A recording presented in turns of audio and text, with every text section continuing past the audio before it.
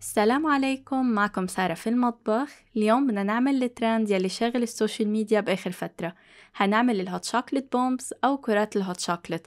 تخيلوا تعملوا بالبيت هالكرات الحلوين وتزينوهم بالتزيين اللي انتو بتحبوه، تحطوا جواتها كل الاشياء اللي بتحبوها بالهوت شوكلت. وتخيلوا تخلطوها مع الحليب الساخن ويطلع لكم هالشكل الحلو. شكل تقديم كتير مميزين والطعم كتير لذيذ. كتير حتستمتعوا بس تعملوا هالكرات وبس تشوفوا نتيجتهم قديش حلوة وبس تزينوها بالشكل اللي بترغبوا. حتستمتعوا أكتر بس تشوفوا ردة فعل عيلتكم وضيوفكم والناس اللي بتحبون على هالهوت شوكلت، خاصة بس تتفتح جوا الحليب وتعطينا الشكل الحلو. حنزينها من برا بأشكال مختلفة ونعمل الحجم الكبير والحجم الصغير. ما حطول أكتر من هيك، خلونا نبلش.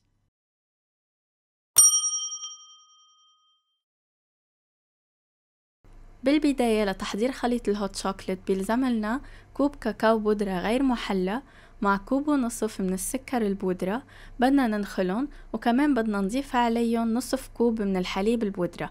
صحيح خليط الهوت شوكلت هون نحنا بعدين حنخلطه مع الحليب السائل، بس الحليب البودرة هون بتعطينا قوام كريمي كمان كتير طيب. وبعد ما نضيف الحليب منضيف ربع ملعقة صغيرة من الملح وبننخل المكونات كلياتها. كل ما كانت منخولة وناعمة أكتر كل ما انخلطت بعدين معنا بالحليب بشكل أسهل وما عطت تكتلات وما بتصير بتعذبنا. كرمال هيك لازم ننخل المكونات كلياتها مع بعضها حتى نحصل على خليط ناعم.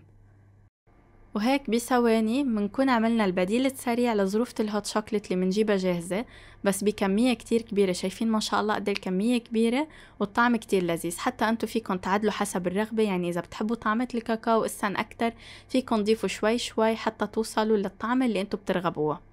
هالخليط الهوت شوكلت بنستعمله جوا الكرات، بينحط جوا الكرات حتى بس يتفتح مع الحليب الساخن بيصير بينخلط وبيصير عنا هوت شوكلت. وهلأ بننتقل لعمل كرات الشوكولا. عنا هون بار من الشوكولا للتدويب وزنه 250 جرام. منقطعه قطع صغيرة بهيدا الشكل ومندوبه على الحمام المائي حتى يدوب عنا بالكامل. أهم قاعدة لتدويب الشوكولا هو إنه ما نزيد الحرارة كتير زيادة عن اللزوم وتصير الشوكولا تنتزع قوامها عنا وما تصير صالحة للاستعمال. منخلي النار هادية والمي ما لازم تكون عم تغلي بشكل كتير كبير، بكفي يكون في شوية بخار حتى يدوب عنا الشوكولا وتضلها هيك ناعمة ما تشتد عنا. وهلأ حتى نشكل الكرات عندي هون قالب السيليكون، هو عبارة عن نصف كرة، كل نصف بينطبق على نص التاني وبيتشكل كرة كاملة.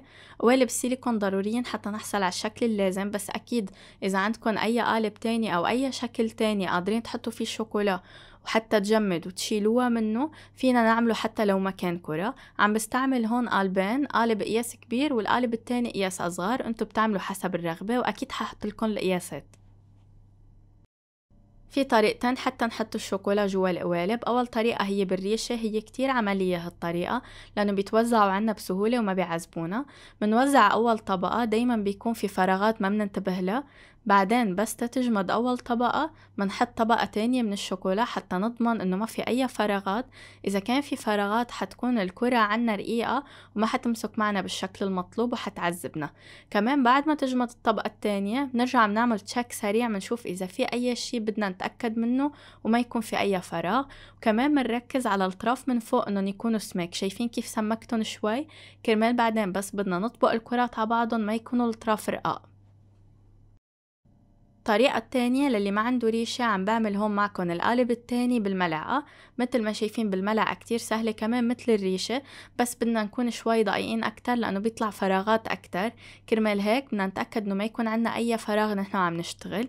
مثل ما عملنا قبل بنعمل طبقة واحدة بس تجمد، بنرجع بنعمل الطبقة التانية. مجرد ما تجمد بنرجع بنشوف إذا في أي شي إسا فاضي، وإذا إسا الأطراف منن سماك مثل ما نحن بدنا بنرجع بنعمل عليهم تشيك سريع. هيدا اللي بقصده بالكرات الرقيقة يلي ما بنعمل عليها طبقات كافية. شايفين كيف بتطلع؟ ما بيطلع شكلها منيح، بتطلع رقيقة كتير معنا حتى بعدين جوا الحليب بس بدها تتذوب ما حتعطينا النتيجة المطلوبة. لازم تكون القوالب سميكة هيك، لازم تكون الشوكولا عاطية طبقة كاملة عنا من دون أي فراغات، والأطراف كمان لازم تكون سميكة مش رقيقة. شايفين كيف تنشال معنا بسهولة بس تجمد؟ تقريبا نتركها 10 دقايق بحرارة الغرفة إذا كان الطقس بارد عندكن. إذا شوب يمكن تضطروا تفوتوها شوي على البراد حتى تجمد عندكن أكتر. منطلع القوالب ومنشيل منهم الشوكولا بكل سهولة. ومثل ما قلت قبل، إذا ما متوفر عندكن هالقالب عندكن أشكال تانية فيكن تعملوا بأي شكل بدكن إياه، المهم أشكال تطبق على بعضها ونقدر نحطها جوا الحليب وتتفتح عنا. هيك خلصت كل الكرات، خلصت الكرات الكبيرة والصغيرة وشلتهم من القالب وصاروا جاهزين حتى نحط جواتهم المكونات ونطبقهم على بعضهم. هلا حبلش بالكرات الصغيرة، بدنا نحط جواتها المكونات اللي بدنا اياها. ححط ملعقتين صغار مليانين من خليط الهوت شوكليت بالإضافة للمارشميلو. فيكن تعملوا هيدي الخطوات مع أولادكن، كتير بينبسطوا بهيك خطوات وكتير هيك بيتسلوا وبيكون نشاط ممتع، حتى كمان حيتحمسوا يشوفوا النتيجة بعدين كيف حتطلع. وهلأ النوع التاني كمان ملعقتين صغار مليانين من الهوت شوكليت، هيدي كرات صغيرة اللي عم نعملها. مارشميلو مثل ما حطينا قبل، بس حضيف عليهم كمان شوية سبرينكلز كمان هيك كرمال يعطوا شكل حلو بس تتفتح الكرة. للكرات الكبيرة منحط ملعقة كبيرة مليانة من خليط الهوت شوكليت ومنحط فوقها كمان مارشميلو. هون عم بستعمل لون أبيض سادة قبل لوناه. هون الأبيض السادة حكتر معه شوية سبرينكلز كمان بيطلعوا كتير حلوين. وهلأ ما بيبقى علينا إلا نطبق الكرات على بعضهم، وحتى نطبقهم بشكل منيح بيلزملنا إنه ندوب النص الكرة التاني طرفها بس. منحمل مقلاية تكون ساخنة عنا بس مش ساخنة زيادة عن اللزوم. مننزل عليها نص الكرة حتى يدوب شوية رافة أو هيك يكون في شوية شوكولا دايبة مشان تطبق على النص التاني، ومنطبقها بسهولة هيك. في حال حسيتوا في شوية فراغات من الشوكولا الدايبة اللي على المقلاية بتشيلوا وبتنطروها شوي حتى تدفى قبل ما تحطوها على الشوكولا، لأنه بتكون سخنة فبتصير بتدوب لكم الأطراف. وبتحطوا أي نقطة فارغة بتحطوا عليها شوكولا بتصير بتجمد.